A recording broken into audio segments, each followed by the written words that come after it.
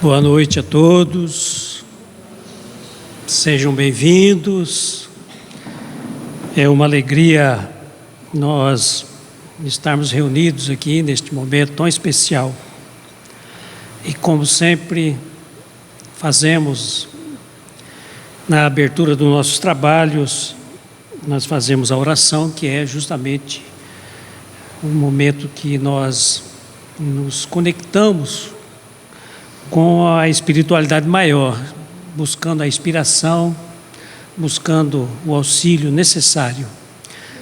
Certamente nós já tivemos uma atividade anterior que começou essa preparação, mas é sempre importante, quando formos falar do Evangelho, a gente buscar essa inspiração novamente. Então, convido a todos a nos recolhermos e no silêncio íntimo de cada um. Nós, Senhor, aqui estamos reunidos em Teu nome, por isso somos gratos. Somos gratos pela presença dos amigos espirituais, benfeitores, trabalhadores incansáveis, que derramam as energias, derramam os bálsamos necessários para todos nós, encarnados e desencarnados. E ao ensejo de retomar as nossas atividades normais, nós agradecemos e rogamos que os benfeitores, os trabalhadores espirituais que sustentam o nosso trabalho possam continuar conosco ao longo da jornada deste ano. Grato, Senhor, nos abençoe e nos inspire sempre. Que assim seja. E justamente na retomada das atividades normais, nós procuraremos enfatizar um aspecto que, quando nós passamos o ano, a passagem do ano, os cumprimentos são sempre voltados para que tenhamos saúde, que tenhamos paz, que tenhamos felicidade. Então, justamente por esse aspecto, eu gostaria de enfatizar a visão espírita sobre a paz e a felicidade, que na verdade esses dois aspectos trabalham juntos. Ninguém será feliz se não tiver paz. Então a felicidade, inclusive um escritor francês diz assim: a felicidade não é fruto da paz, é a própria paz. Então, vejam que nós tenhamos que ter em mente sempre que a paz íntima, a paz real, ela nos traz justamente a felicidade. O Augusto Cury, que é um médico psiquiatra, ele vai um pouquinho além, enfatizando um aspecto que a gente às vezes não percebe, né? Ele diz assim: se você passar por uma guerra no trabalho, mas tiver paz ao chegar em casa, será um ser humano feliz. Mas, se você tiver alegria fora de casa e viver uma guerra no lar, a infelicidade será sua amiga. Veja a importância da paz no lar, da família, naquele ambiente que normalmente nós dividimos em 4, 5 pessoas e muitas vezes não conseguimos manter um ambiente de paz que gera a felicidade. Então veja que é mais importante a paz no lar, nas palavras do do Augusto Cury, do que fora do lar.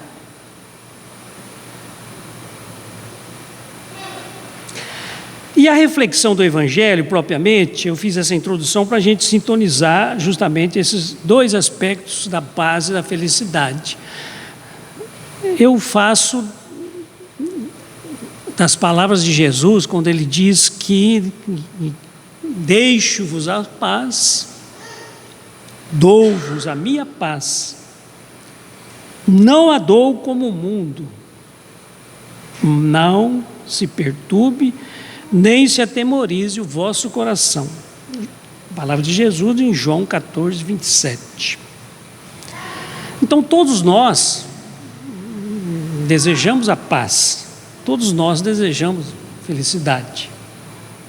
Mas se a gente olhar agora a nossa sociedade, nós mesmo inseridos nessa sociedade, nós andamos ansiosos, né? Nunca se falou tanto em ansiedade, nunca se falou tanto em depressão, né? Aliás, no nosso ambiente de trabalho, amigo Sari, estatisticamente, né, os servidores e magistrados, o grande fato gerador de afastamentos hoje são as doenças emocionais, né? Então é muito servidor, muito magistrado que se afastam, né, de licença, saem de licença justamente por esses problemas, né? Então o que acontece? Nós andamos sobrecarregados, nós lutamos para ter as coisas,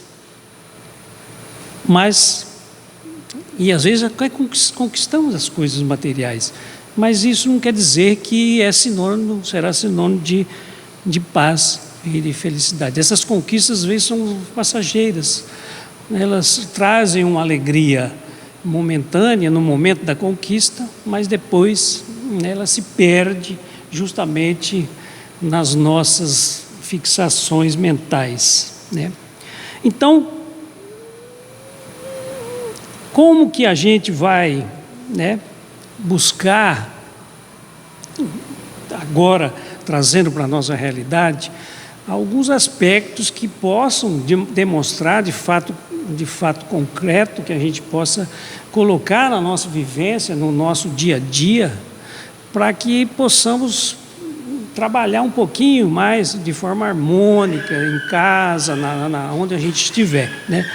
Mas vejam que o primeiro aspecto é que nós vamos ter em mente que essa felicidade que a gente corre atrás o tempo todo, ela é passageira, ela é relativa. E isso, os próprios espíritos, respondendo à questão feita por Allan Kardec, questão 920, Kardec perguntou assim, pode o homem gozar de completa felicidade na Terra? Pode o homem gozar de completa felicidade na Terra? Não. Por isso que a vida lhe foi dada como prova ou expiação.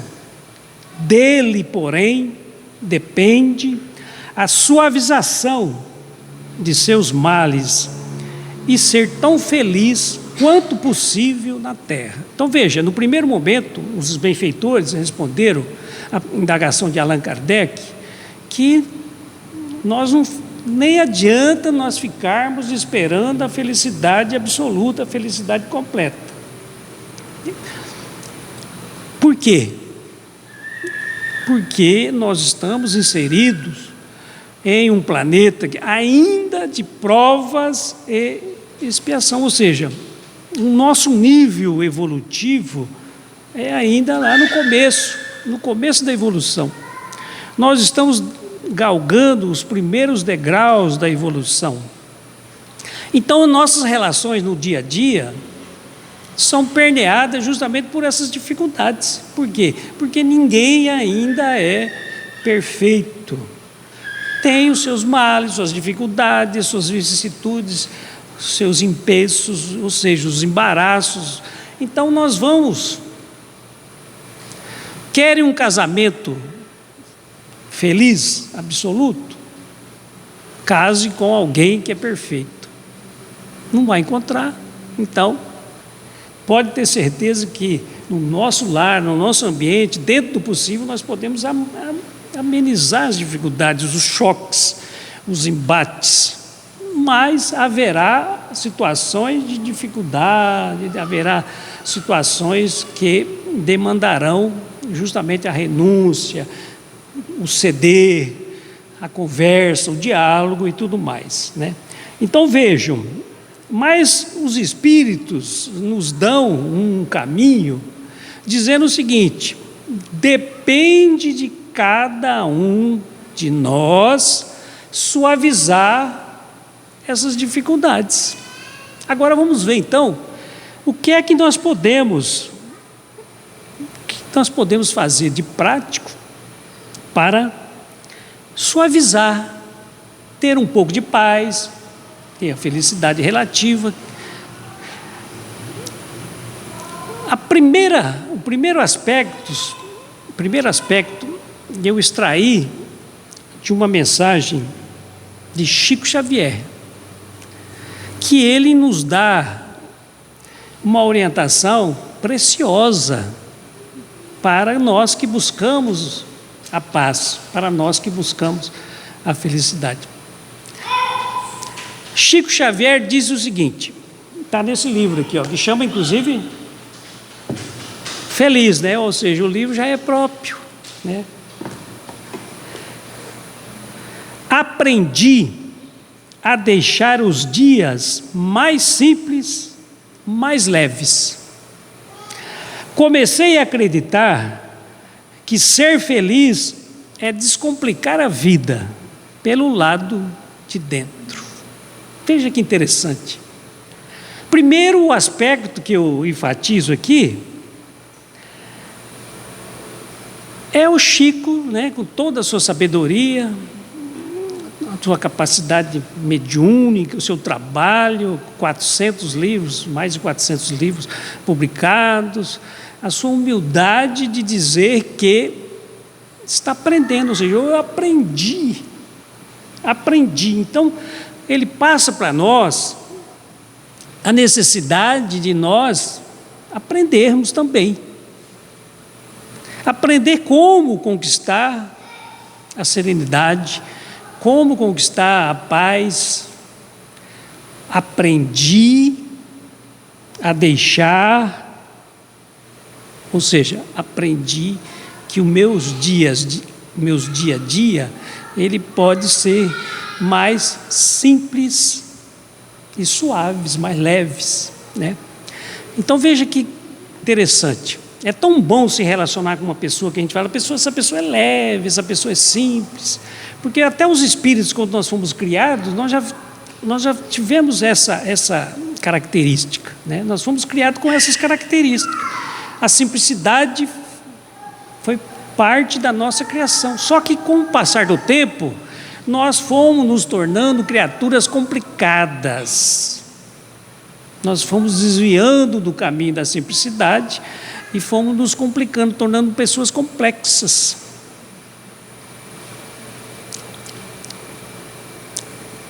E o humilde, justamente, é aquele que sempre imagina que tem algo a aprender com o outro.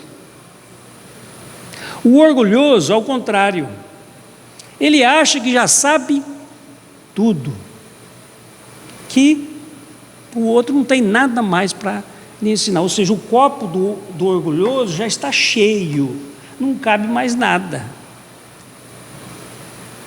E quando o orgulhoso e quando o humilde retornam para o mundo espiritual, será que o conhecimento se abre para eles?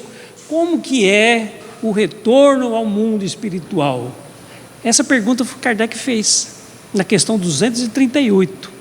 Ele perguntou justamente sobre o conhecimento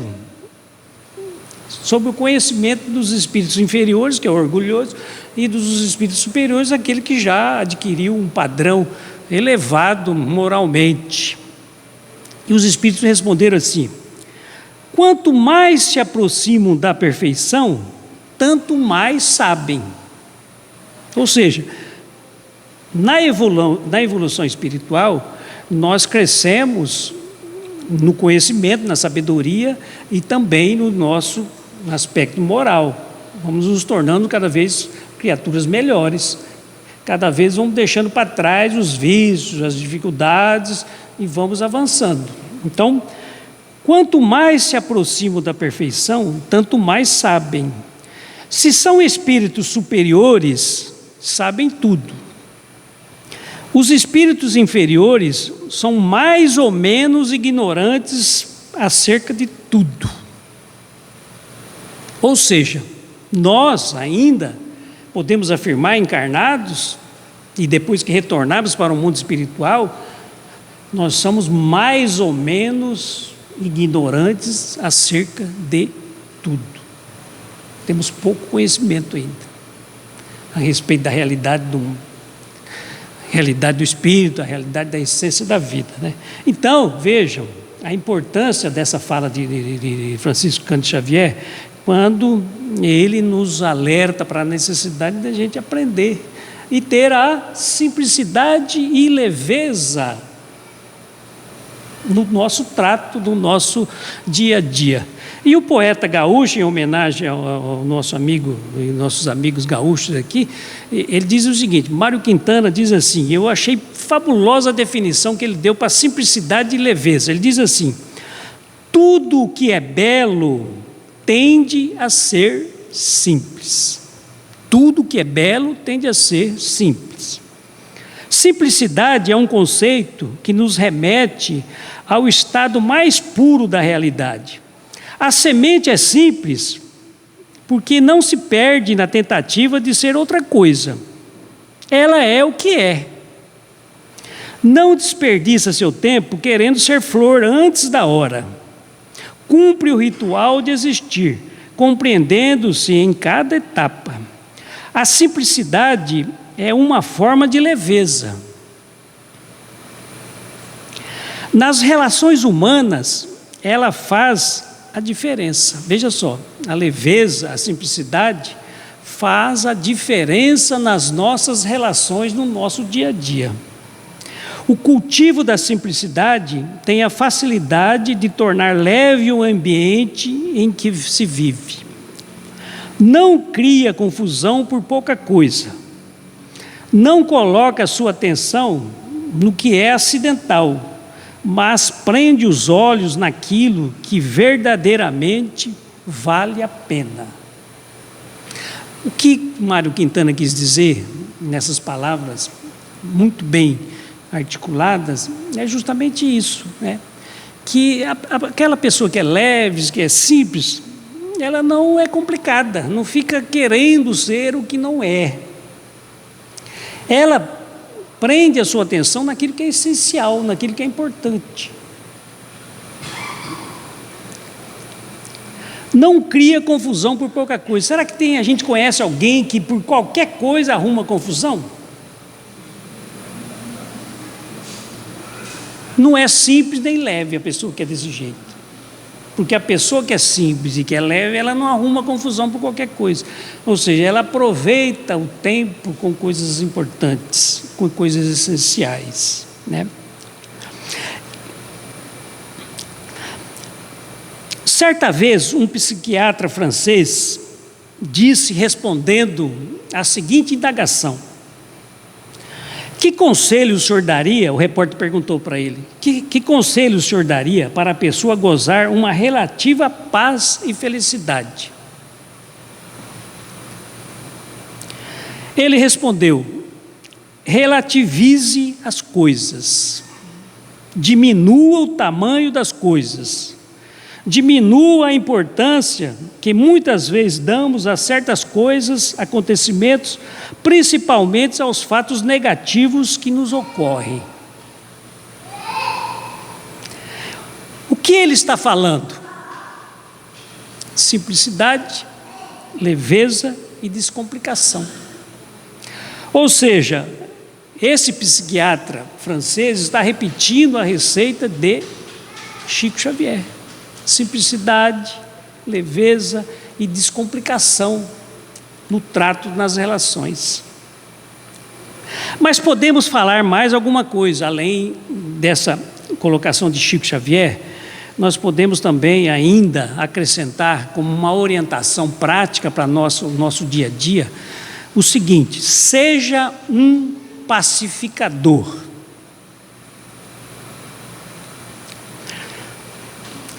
No primeiro aspecto é que nós olharmos o Sermão do Monte, nós vamos ver Jesus nos chamando a atenção para a bem-aventurança. Bem-aventurados os mansos e pacíficos, que herdarão a terra.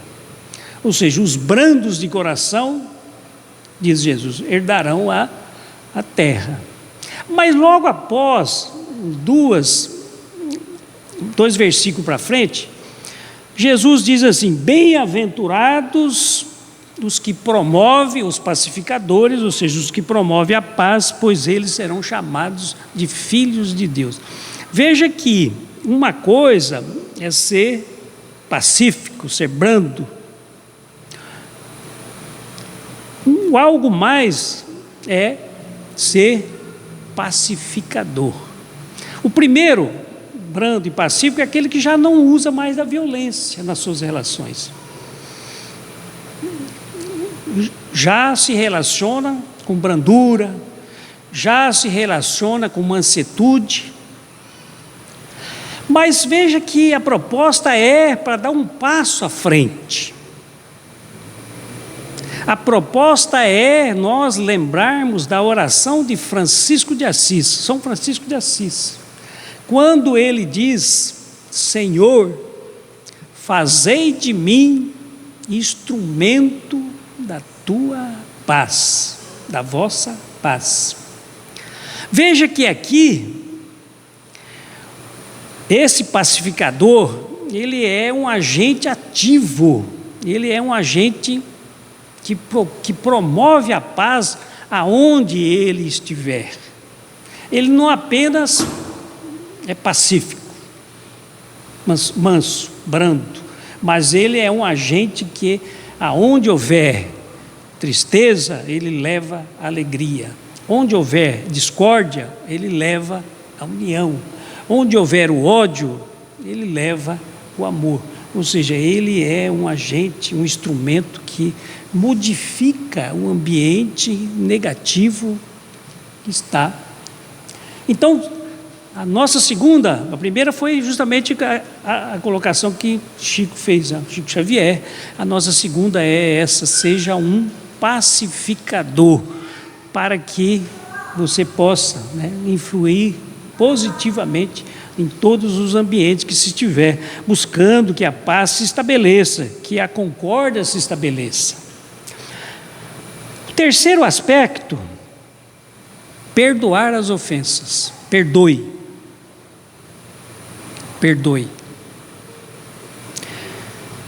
Ficar magoado, cultivar ódio, rouba a nossa paz. Então, o perdão é terapêutico. E aí os médicos, os terapeutas já nos dizem exatamente isso, que o perdão, mais do que uma proposta religiosa, é, antes de tudo, uma proposta terapêutica, uma proposta de cura, uma proposta de melhoria daquele que está eventualmente magoado, está com raiva, está com ódio, e cultivando aquilo na sua intimidade. Até tem uma frase que diz que aquele que está magoado, que está com raiva, com ódio, é como se ele estivesse tomando gotinhas de veneno e querendo que o outro morra. Quando nós sabemos que aquele que está sentindo a mágoa, a raiva, o ódio, é quem está se debilitando, está sofrendo as consequências, Então, perdoa. O perdão nos devolve a paz, nos imuniza contra o assédio moral também, né? O assédio moral, assim, o assédio do mal, digo, assédio do mal no sentido de que aquele que reiteradamente cultiva o ódio começa a sofrer a influência espiritual, né? Daria para a gente falar só sobre isso um tempão, né? Mas só para saber, esse ódio, essa mágoa, essa raiva, que fica remoendo na nossa intimidade, nós estamos atraindo também companhias espirituais que estão no mesmo padrão vibratório, e isso vai também gerar daqui a pouco uma obsessão. Esses dias eu estava lá no Hospital Paulo de Tarso, um hospital psiquiátrico aqui de Rondonópolis, né? Faz um trabalho belíssimo, e nós estávamos falando justamente sobre o perdão para aquelas pessoas que lá estavam, que eram os familiares daqueles internados. E quando eu terminei a minha fala, um senhor se aproximou de mim chorando, e ele, todo sem jeito, né, porque acho que o homem não deve chorar, mas é um sentimento normal, né? A emoção aflora, e ele disse o seguinte: olha, o senhor falou sobre o perdão, e isso me trouxe uma angústia tão grande, porque o senhor sabe que a coisa que eu mais queria agora era encontrar os meus irmãos. Os meus irmãos que ficaram lá em Rondônia, no estado de Rondônia. E faz uns 20 anos que nós perdemos os contatos. Eu saí de lá brigado, vim embora, e nunca mais nós nos falamos.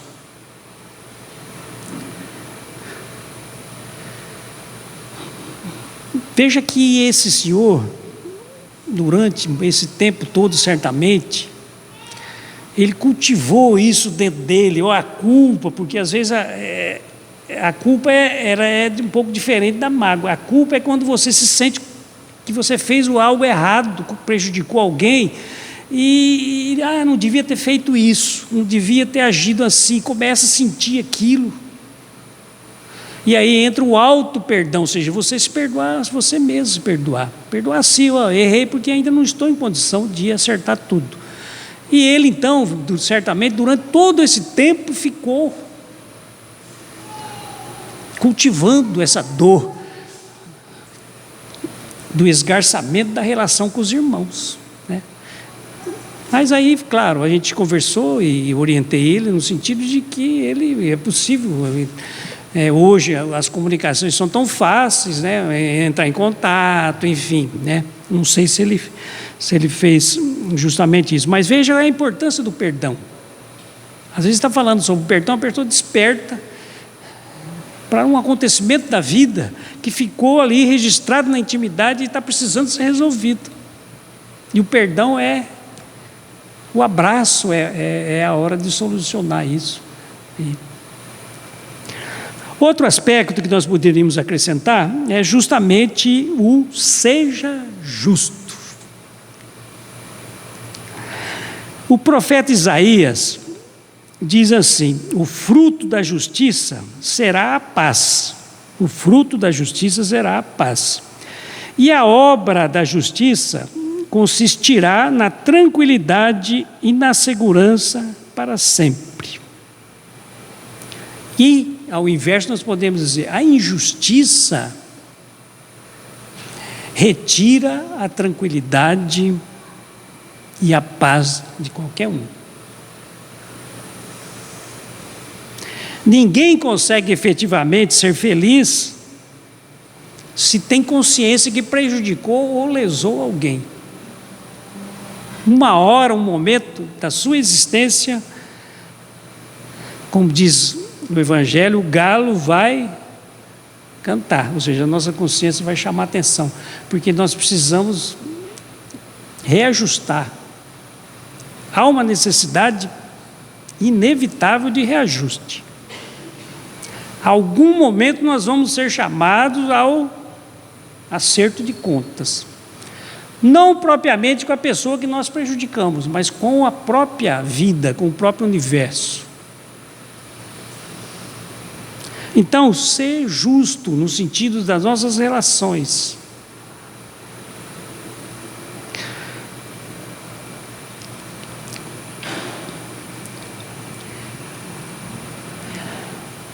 Faça o bem. Mais um outro tópico que nos leva à nossa prática do dia a dia, de observarmos justamente essa busca da paz, essa busca do equilíbrio, essa busca da felicidade. Fazer o bem, não precisa nem descrever tanto aqui, porque tem até um ditado que diz que quem faz o bem, ou fazer o bem, faz bem a quem faz o bem. Ou seja, quem está fazendo o bem é que está sendo beneficiado pelo bem que está fazendo. Apesar de que muitas vezes a gente pensa, ajudei tanto essa pessoa, fiz tanto por ela. Mas é um engano isso. Essa afirmativa não é correta. Você pode ter ajudado a pessoa, ter participado de uma condição melhor para ela, tudo, mas o grande beneficiado foi quem fez o bem. Quem fez o bem é que é o beneficiado do bem que foi feito. E por último, uma outra orientação, a paz começa em mim. Então não adianta eu ficar desesperado porque as nações estão em guerra.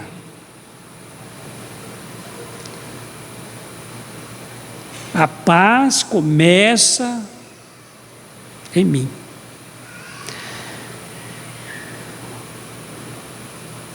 Então nós desejamos que o mundo tenha uma paz, que não tenha guerra, é louvável isso, né? Todos nós, né, ficamos consternados de ver a destruição, ver a morte, ver aquelas situações que... Mas, de verdade mesmo, nós pouco podemos influenciar, a não ser uma oração, uma prece para aquelas pessoas, aqueles administradores que estão na frente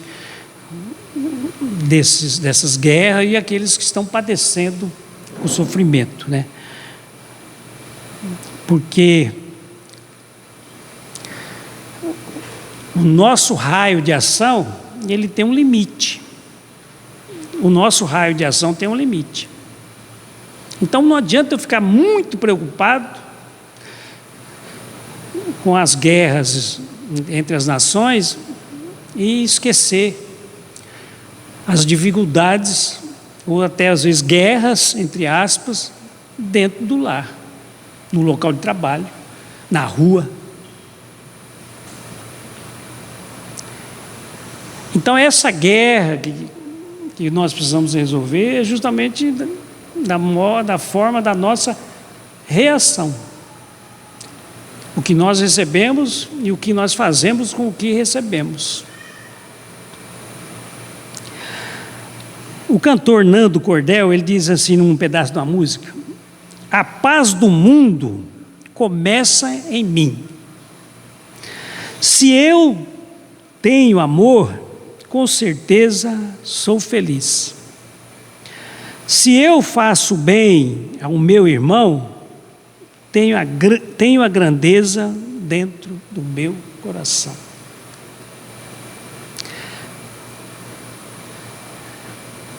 A paz do mundo começa em mim.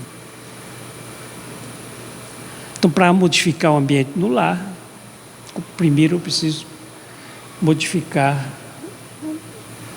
a minha forma de agir. Aí tem uma frase que é extraída da carta de Pedro, que o irmão Salles sempre cita ela, e eu lembrei dele quando eu coloquei aqui: aparta-te do mal e faze o bem, busque a paz e siga. Busque a paz e siga.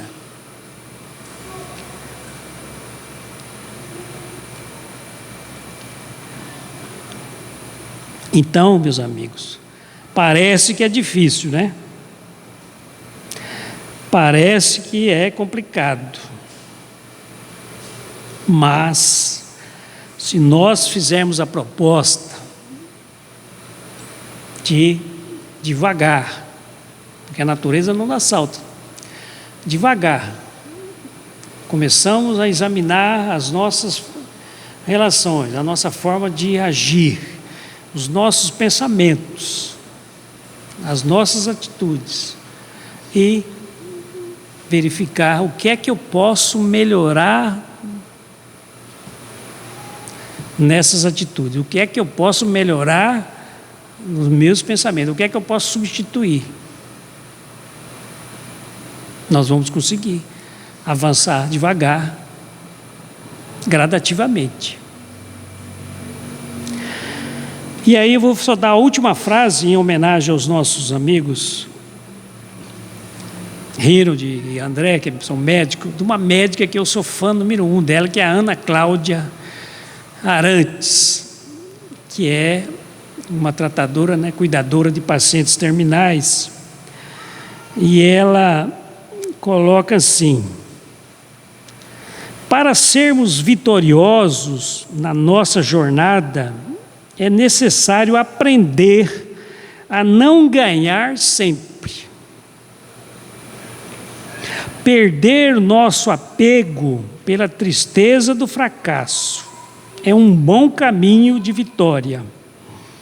Assim, é importante sabermos que, apesar de difícil, podem os escolher como vamos encarar as perdas da vida.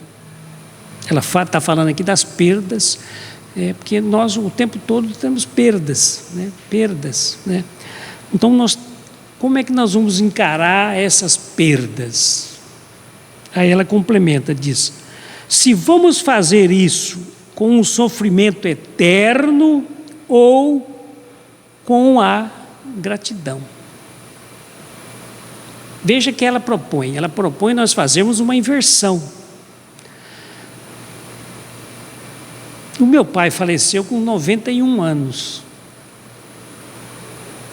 Então, veja, qual é a atitude que ela propõe?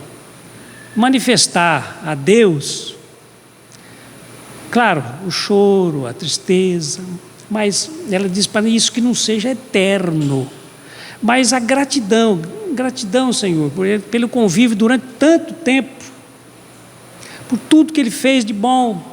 Ou seja, a proposta é nós modificarmos o nosso foco diante das perdas. Ao invés do choro eterno, a lamentação, a reclamação, às vezes até a blasfêmia, a gratidão por aquela pessoa, aquela situação nos ensinou, nos mostrou, nos trouxe de bom ao longo de determinado período. Enfim, a paz que tanto sonhamos pode começar aqui e agora. Depende de cada um de nós. Que Jesus nos abençoe, não só hoje, mas sempre. Vou fazer a prece de gratidão e que possamos juntos, né, cada um na sua intimidade, buscar aquele momento, aquela situação que precisa às vezes ser resolvida, em que a paz é chamada, é necessária. Jesus, Senhor, agradecidos por estes momentos, pela reflexão da noite,